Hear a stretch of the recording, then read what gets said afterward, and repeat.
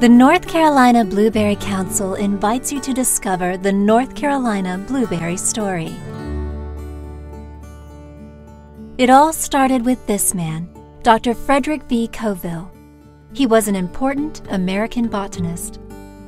In the summer of 1906, he decided to take his city-dwelling family on a vacation. He didn't want his children to grow up not having the experience of some farm life. So he found a farm in New Hampshire and found wild blueberries growing there and decided that would be good to work on.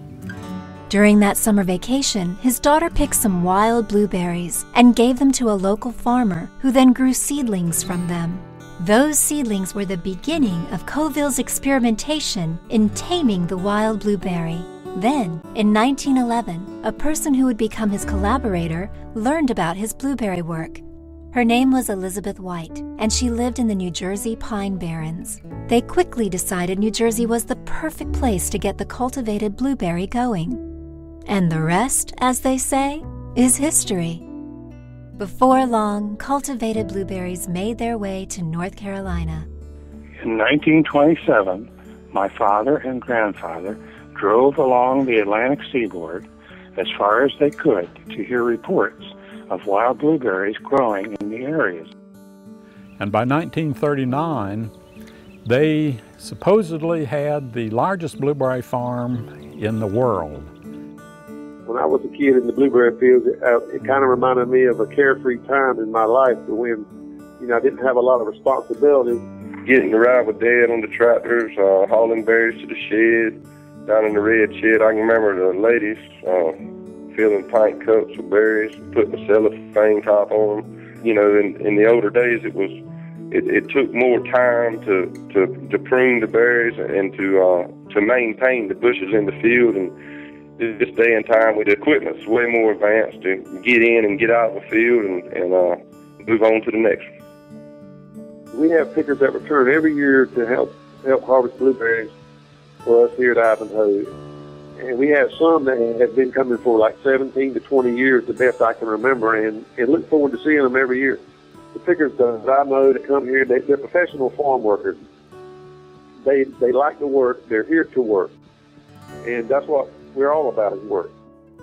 What makes me most happy about following in my dad's footsteps is just getting able to work right beside him every day, learning more and more.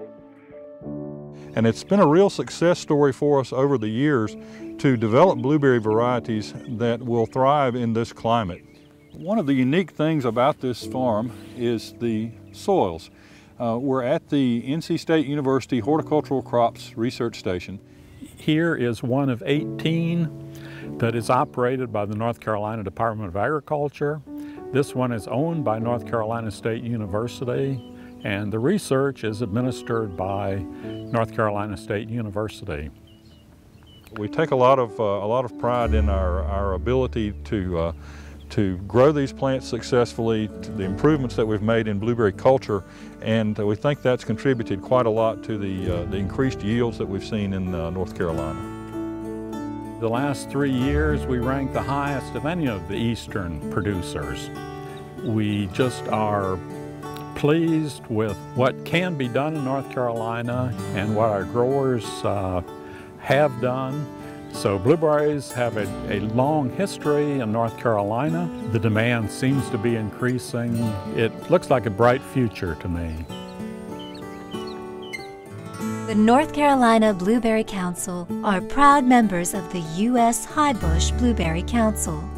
For further information about North Carolina blueberries, please visit us at ncblueberry.org.